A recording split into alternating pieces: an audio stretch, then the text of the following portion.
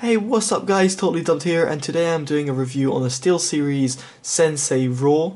This is the Heat Orange edition, and I got sent this by SteelSeries, and I've been giving this quite a bit of trial on gaming and on as a daily driver for media functions and whatnot, and surfing around the net, and I thought I've come to the conclusion with my review of the mouse. So first of all, I'll just walk you through the different features that it's got. On the left hand side, you've got two buttons over here. We've got rubberized sides on the left hand side, and at top you've got a glossy finish with a light over here that lights up. Over here you've got a basically a DPI, two button DPI changer, a scroll wheel over here, which also reflects with the same color over here, which is orange, and the same sort of pulsating action. Well, you can change that. I'll show you that on the software. And on the right hand side, you've got also the same rubber feel to it with two extra buttons. As you can see, the two buttons are identical, and this is because this mouse can be used as a left-handed mouse or a right-handed mouse, and in both respects it works the same way.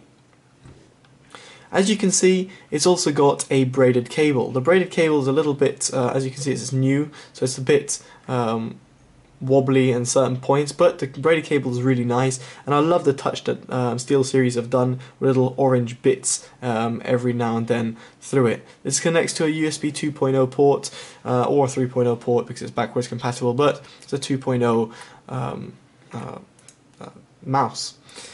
At the back, you've got little sides over here which are nice to have, and underneath you can also see the light pulsating over there, and you've got a kind of see-through look. It's also a orange mouse, as you can see underneath, so it does complete the look altogether. The sensor within the mouse is an Avaggio AdSense 9500 sensor, which is known in a lot of mice out there for being quite a nice, precise sensor to have. So those are the features that are included of the mouse, and I'll go into the software in just a bit. But I thought to just mention in the review a certain design thing that I didn't quite like, and that is the glossy finish. As you're able to see, or hopefully you're able to see in the light, that it's got a lot of fingerprint marks. Now this is not a big deal because, in all honesty, I don't really care about fingerprint marks, but that said, some people would care about fingerprint marks because it's something that's important, or it's something that they're going to be looking at on their desk every day. It's something that would concern me a little bit, but what really concerned me is when I was gaming. So when I was gaming, I have a little bit of sweaty hands and sweaty feet even. I don't game with my feet, but I'm just trying to make the point. I got a sweaty hand, so when I was gaming, I often found that this bit got really kind of wet, which was kind of annoying because there is no rubber feel to it. If it was this type of material, it would kind of such like absorb it, but without that, it kind of just slipped in some respects. So the glossy feel is up to you if you're like me with little bit sweaty hands, especially when you're gaming or you're nervous or whatnot. This is definitely a mouse that you might want to avoid just due to its glossy finish. That said, this does come in a rubberized version as well, but I'm not reviewing that. I'm reviewing the limited edition Heat Orange model, which is a glossy finish like that. So apart from that, the mouse, I'm just going to browse around the internet and not really talk. I'm going to bring the camera down a little bit as well, and the reason I'm doing this is that you can hear its noise, and by that I mean you can hear how much noise it makes when I'm moving around, and you can also hear the noise when I'm clicking around. So I'll just browse around the internet.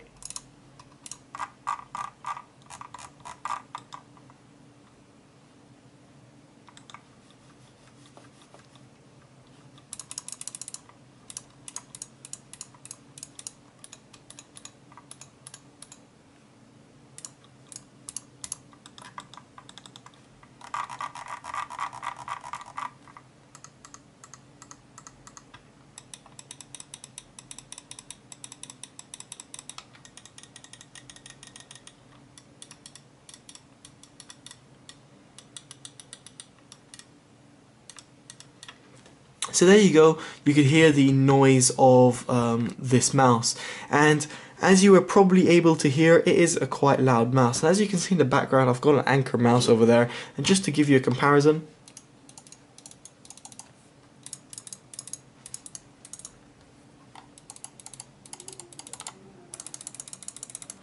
so as you can hear, it's got a much more higher pitched sound than most mice that I've come across. And when it came to recordings, when I was doing game recordings with a microphone on, I could hear my mouse in the background because it's quite a sharp sound, and you can hear it quite a lot. What got me more than anything was actually the scroll wheel. That noise kind of puts me off when I'm coming to scroll, which is a little bit annoying because it's actually quite loud, as you can hear, and it's just a little bit loose. But the loose thing, it doesn't really bother me, but it's more of the noise. So this is quite a loud mouse, and I should mention this because I'm pretty sure some people, it might annoy them, or it might not, I'm not sure, but I just thought to mention this regardless.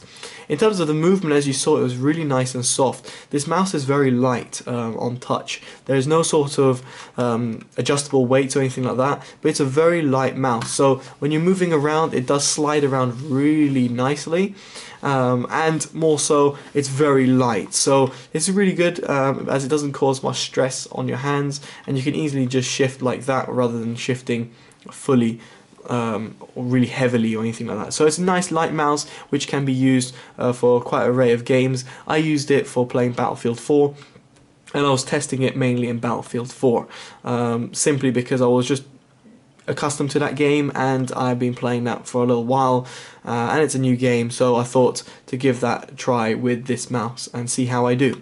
My gaming performance was actually quite good, but with that said, there were certain limitations with this mouse. Now, as you saw before, I showed you the Anker mouse over here, and this Anker mouse is much cheaper than the mouse over here. The Sensei mouse comes in around £50. The non-heat orange model can be found about £30, but the heat orange model, the one I'm reviewing, is about £50. And this mouse over here is £25. It actually uses a better sensor than the Sensei. It uses a 9800, and this uses 9500. But forget about everything like that, forget about price. What I'm talking about is features. The features feel a little bit limited. I know this is a mouse that we can use for right-hand and left-handed people, but that said, it would have been nice if they really wanted to do that, is to differentiate between the people. The reason why I'm saying that, I'm not trying to discriminate against left-handed or right-handed people, it's just because when it comes down to features, especially the buttons over here, they become completely obsolete when you're gaming. Reason why, for example, over here I've got reload over there, I've got throw grenade, and I've got knife, and I've got throw nade up there, and I've got change weapon by clicking down on that. But with the Sensei mouse, unfortunately I'm limited in terms of buttons. I've got only 2 buttons on the left hand side, meaning that one of the buttons on the right have to go somewhere else, and that in that case is on the right hand side. I often found myself when I was playing around, I had the right hand side of the mouse bound to grenades, and I often was accidentally throwing grenades just because my little pinky was hitting it. So as you can see, I'm just doing that so you guys can see, but the positioning of it is just not very idle. More so, as you're able to see, although this is reversed, I'm just trying to show you. Actually, I'll do a full 360.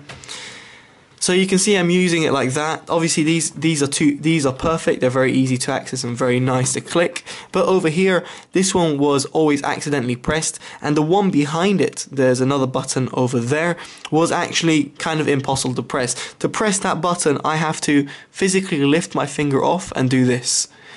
So it's kind of annoying, and I know I've got a little bit bigger hands in comparison to what this would be appealing to the average, maybe a little bit smaller sized hand, whereas the Anker is slightly bigger and therefore fits better in my hand. But that said, it should fit in most people's hands, and unfortunately, even if you had a smaller hand, you're still going to have to lift off and do this for your button. So this back button over here on the right hand side of the keyboard, if you're a right hand user, is going to be pretty much obsolete unless you can find yourself doing that. So it's going to be something that's going to be a bit obsolete, and by that I mean you can't use this for a grenade because you're going to need to access that quick. You can't do that for reload, you can't do that for knife, you're going to have to do that for something which is really slow. An example is when I did bind that to knife, I just spent that extra second going for that knife, and by that time the person turned around and shot me. Whereas on the anchor, I just pressed that straight away. I pressed that straight away, so it was really quick. But unfortunately here, I had to lift off and do that, and it's just not comfortable enough. So I do appreciate SteelSeries addressing a left-handed and right-handed mouse in one design, but for me it doesn't quite hit it, because when it comes to features, that extra button is rendered completely useless in FPS games, at least in my humble opinion. So therefore you've only got really 4 buttons. You've got the button at the top over here, these 2 over there, and that. And for me it's a bit limiting in terms of features, because it'd be nice to see some more buttons. And obviously if that button was a bit more optimized, or if that button was put over here and it was a right-handed mouse, then it would be, I wouldn't be complaining, let's put it that way. Also, the button at the top over here cannot be changed, so it has to be bound to a DPI only. It comes up with a little light each time you switch it on and off.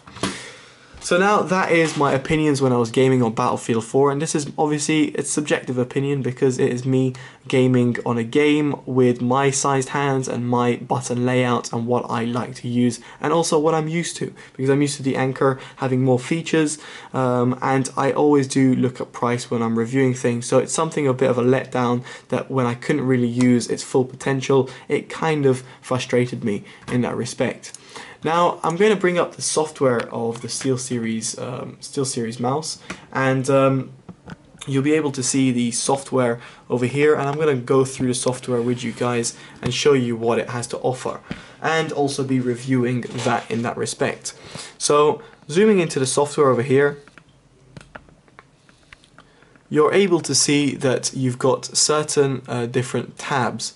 You've got button settings, properties, and statistics. So buttons, for example, you can change it to a left-handed mode if you wanted to, so you can just do that.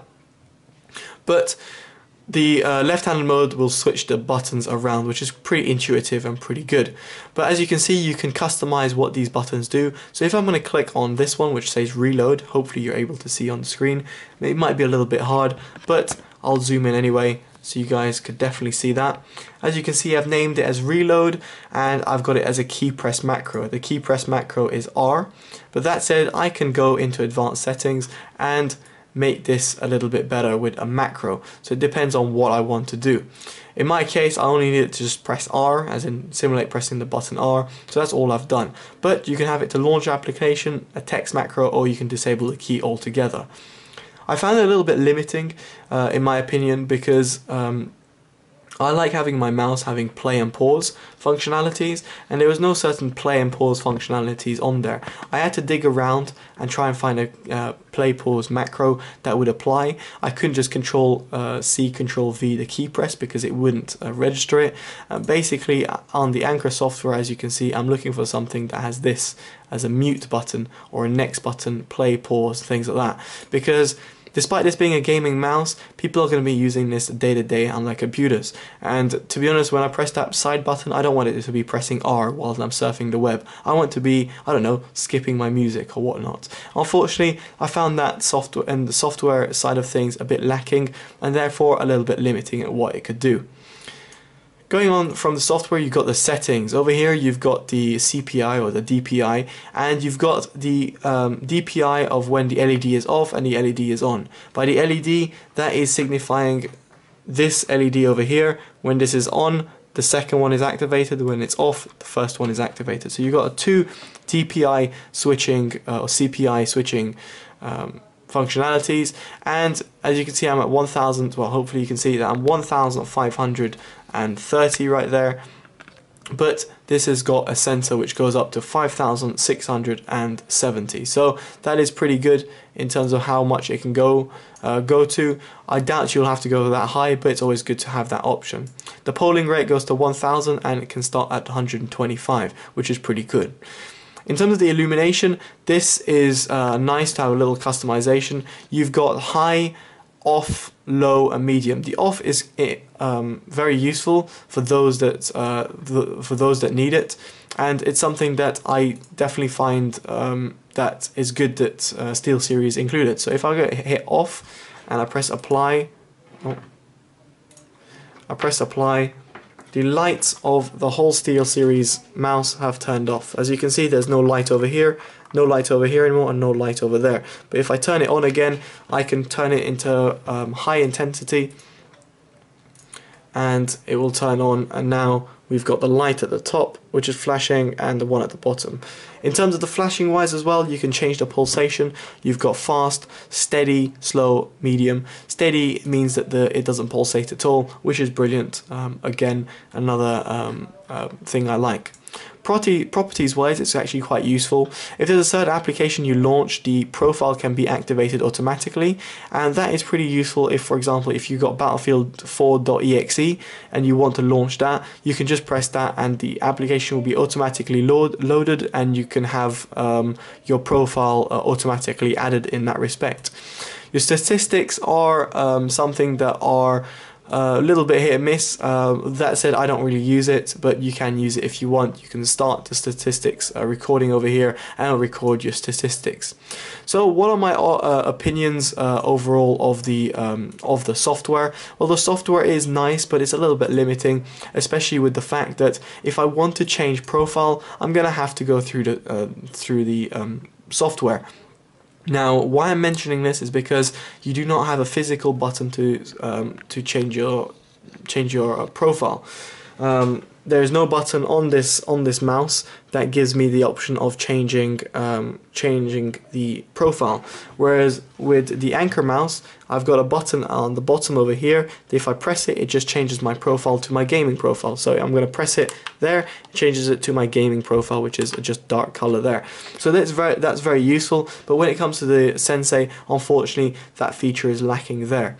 More so to do with the software, I found the software to be conflicting with the Anchor software that I had and the Logitech software that I had. As you saw possibly before, that I have the Logitech G710 Plus keyboard, and unfortunately this software conflicted with the SteelSeries software, meaning that my SteelSeries, when plugged into USB 2.0 right next to the keyboard, would cause a lot of problems and basically would render my mouse and keyboard completely useless. Unless I plugged in the mouse into a different plug, for example a 3.0 plug or in a front header plug, will it work properly. So right now the actual mouse is plugged into the front header because I didn't want to have any problems when doing this review. So this is something a cause of concern. The software is letting them down, in my opinion. It's kind of limiting it, especially with these options of not having play and pause just directly there instead of having to create some sort of macro or whatnot, is a little bit ridiculous when you think that this mouse has been so heavily recommended by a lot of gamers. It seems like it's kind of strange that they've overlooked that feature of using this mouse as a daily driver rather than just a mouse in a game that has certain bound keys. But overall, the mouse was nice and precise. I had no sort of problems with that. I saw no sort of acceleration problems that some people were reporting online. Even with my Anchor mouse, some people were reporting that. I had no such problems. I never had those problems. Input lag and whatnot, nothing like that. So I really liked using the mouse, but with the certain functionalities that I felt were, in my opinion, kind of lacking, and furthermore with the design of the mouse, I just couldn't give it a full 5 out of 5 stars. With that said, I would feel very bad if I gave it a 3 out of 5 stars, because it's just not worth that amount of stars. By that I mean it's a good mouse to get. So I'm going to give it a 4 out of 5 stars. The reason it loses its last star is the functionalities that it's got, and also the fact that it is a reasonably priced mouse. It is a £50 mouse, and if you just compare it to its own brother, the rubberized version, it is £35 or something like that. So why would you go just for a color and pay an extra £20? Furthermore, this mouse has got a lot of competition. For example, the Anchor mouse. It's not a company known for gaming things, but I've been gaming on this and I did much better on this simply because of the extra buttons it had and its form factor. the form factor of this wasn't as comfortable for me personally, so I didn't do as well. So this is all subjective, so therefore I didn't include this in the review or in my final assessment and my score of the mouse, but that is my opinion of the mouse, and it's not a mouse I would be personally using myself, even though I did use it to test it out and to review, because when I review stuff I always use products as I would do as a daily thing, and I found myself, especially when I was using the PC, like for example for listening to music, I felt myself, where's my play and pause button, or where's my next button? I didn't have those at hand, or easily done at hand, let's put it that way. So I needed to create a macro, which I was not looking at, and also I was not looking at running a separate software to make this thing run. So all in all, it's a nice mouse, but unfortunately I can't give it a 5 out of 5 stars, so an 8 out of 10 or 4 out of 5 is what I personally think it deserves, especially at its high price point. So anyway guys, I hope you've enjoyed the review of the SteelSeries Sensei Raw Heat Orange limited edition mouse. It's a very nice mouse, and I would suggest trying before you buying if you can, but do bear those certain things that I mentioned in the review in mind, and definitely do look around if you to broaden your horizons, and don't always listen to the marketing hype when they say, oh, this is used by MLG gamers and whatnot. Yeah, and that's exactly it. They're used only for gamers on a gaming in a game, but they don't even think about that people will be actually using this mouse on a day-to-day basis with their Windows operating, Mac or whatever, or Linux or whatever they use operating systems, and in that respect it falls behind, unfortunately.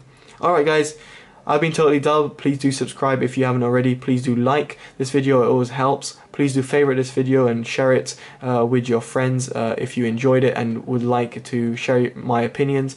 And also do let me know in the comments below what your thoughts are. I know this mouse is very popular, at least not the Heat Orange model, but the Sensei Raw is very popular. I'd like to know your opinions of the mouse, what you think in comparison to my comments I've made in my review. It's always nice to know different opinions. Alright guys, I've been Totally Dubbed, and this has been the SteelSeries Sensei Raw Heat Orange limited edition mouse. Hope you've enjoyed it, and take care. Totally Dubbed out. Bye bye.